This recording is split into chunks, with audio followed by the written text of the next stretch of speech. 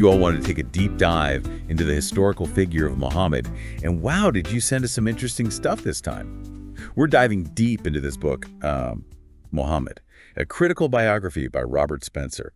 And to help us unpack it, we've got this really lively discussion between Spencer and a couple commentators. Buckle up, because if you thought you knew the story of the prophet, get ready for some serious curveballs. Yeah, from what you've told me, they really don't hold back. I mean, right out of the gate, Spencer throws out this question: what if Mohammed wasn't even his original name? Okay, now you've got to unpack that one for us. Yeah. What's the story with Muhammad maybe having a different name? So the book dives into this whole debate about the name Qatham. Apparently, some Islamic traditions say that Qatham was his given name and that Muhammad came later, maybe like a divine revelation to his mother or something. Now, on the surface, it seems like a pretty minor detail, right? Yeah, like what's in a name? Right. But think about it. If this name change really happened, why was the original name even kept around? And even more intriguing, why would someone feel the need to, invent an entirely new name centuries later? It's like if historians suddenly discovered that Abraham Lincoln had actually gone by Abe Smith for the first half of his life. You'd have to ask, why change it? And what if Abe Smith had connections to a totally different group of people? It makes you wonder if there's something they're trying to downplay or erase. Exactly. And that's what makes this whole Qatham thing so important. It suggests that the story we know as the official version of Muhammad's life might have been cobbled together from different accounts. Maybe even some that were originally about totally different people. So we're talking like a merging of stories. Different guys getting mashed into one more impressive figure. It's a theory, and it gets even more interesting when you realize there's zero contemporary evidence for this Qatham guy. No records, no inscriptions, no nothing. It's like the name just appears out of thin air in these later Islamic texts. Okay, so the name game is already mind-blowing. But then Spencer and these commentators go even further. They start questioning Mecca itself, the holiest city in Islam, Muhammad's birthplace. Yeah, and this is where the work of another scholar, Patricia Crone, comes in. She really dug into the historical records like trade routes, geographical accounts, even tax records from 7th century Arabia. And what she found, or really didn't find, is pretty shocking. I'm sensing but wait, there's more. Moment here. Let me guess. Mecca is suspiciously absent. You got it. Crone looked at writings by travelers who documented their journeys super carefully. These guys were obsessed with listing every little village and oasis they came across. Total geography nerds. Totally, but Mecca, nothing. It's like it didn't even exist on the map. And we're not talking about some tiny, irrelevant village here. If Mecca was this major trade hub, a pilgrimage site, as Islamic tradition claims, wouldn't there be something? You'd think so, right? Especially if this was centuries after Muhammad was supposed to have lived and preached there. It's not prehistory we're talking about. There should be some kind of paper trail. Exactly. That absence is really saying something. It's like saying, oh yeah, by the way, Jerusalem, totally not always a big deal for religions. Yeah. Okay, so we got a maybe not even his real name prophet and a missing city. What else did they find? Well, let's talk about sources for a second. When you compare the historical evidence for someone like Jesus or Buddha to what we have for Muhammad, it's a completely different story. I mean, with Jesus, you've got 1st and 2nd century accounts of his life teachings, even if some aren't exactly clear.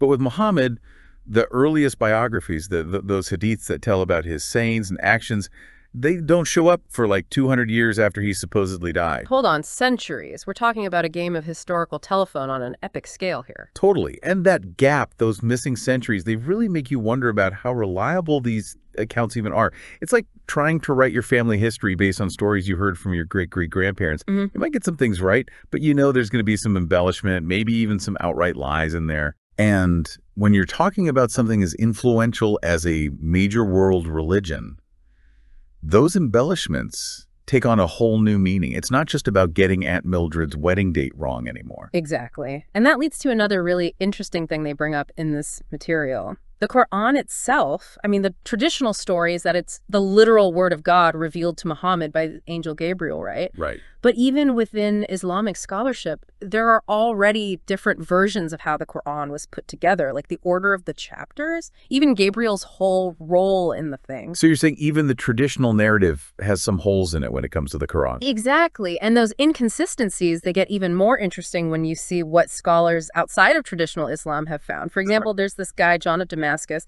a Christian scholar living in the middle of the Islamic Empire in the 8th century. He wrote about the different religious beliefs he saw around him. And get this, he describes what sound like totally separate books or scriptures. And these were being used by different groups who all considered themselves followers of Muhammad. Wait, separate books. So not the unified Quran we know today. That's what it sounds like. He even mentions some of these books by name titles you won't find in the standard Islamic texts. It's like someone came along later and decided to do some editing, picking and choosing which texts to create the Quran as we know it. Someone with an agenda, maybe? It's definitely something to think about, especially when you consider what was happening at the time with this rapidly expanding empire. Okay, so how does the empire play into all of this? Well, imagine you've just conquered this massive territory with all these different cultures and tribes. You need something to unite them, something to make your rule seem legit.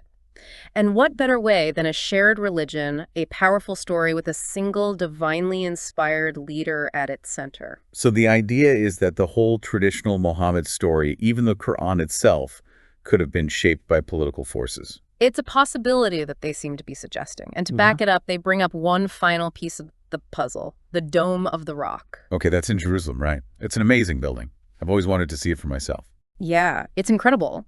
But what a lot of people don't realize is that it's more than just a pretty building. It's a historical document, too. See, there's this inscription inside, and it mentions Muhammad by name. But here's the thing. It doesn't actually call him a prophet in the way we think of it today. It calls him a messenger, which, yeah, means he was sent by God, but it puts him alongside other messengers like Jesus. Well, then, are you saying the Dome of the Rock, one of the holiest sites in Islam, might have originally been meant to honor a different, more inclusive faith? That's what some scholars believe. And when you look at the history of the dome, it gets even more interesting. It was built in the late 7th century, just as the Islamic Empire was really starting to assert its power. And who controlled Jerusalem before the Muslims? The Christians. The Byzantines. Bingo. And they were known for building churches and shrines all over Jerusalem, often trying to one-up other Christian groups. So some people think that the Dome of the Rock might have been built right on top of an older Christian site, maybe even borrowing some of its design elements. So we've gone from a made-up name to a missing city to a maybe edited holy book, and now a repurposed holy site.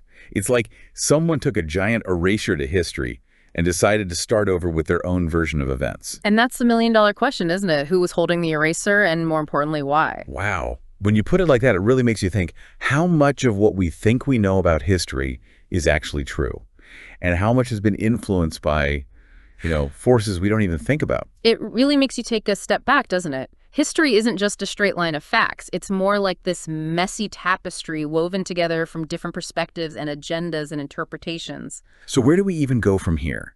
If the story of Muhammad, the whole beginning of Islam, can be questioned like this, what does that mean for how we understand the religion today? It's a huge question for sure. And I think the important thing to remember is that even if some of the traditional stories about Muhammad are challenged or even disproven, it doesn't take away from the impact that Islam has had on the world. Right. It's not like we're saying that over 1 billion people's faith is based on nothing. Exactly.